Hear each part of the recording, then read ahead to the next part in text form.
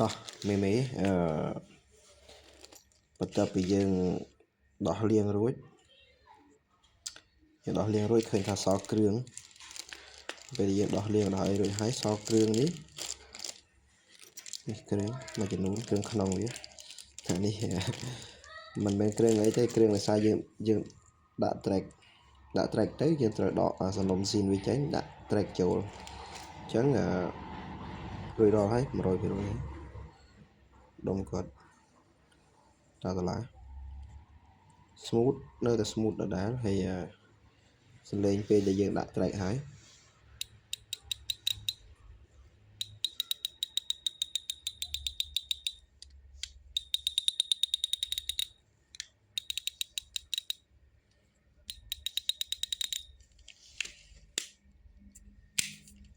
អូខេអរគុណមេត្រូវការ switch ដុំត្រូវការ track អីអាចតាក់ទងមកបានប៉ុន្តែ track នេះខ្ញុំអត់មានក្នុង stock ទៀតទេដោយសារខ្ញុំកំងមកពីក្រៅខ្លួនឯងទេហើយគាត់ចង់បាន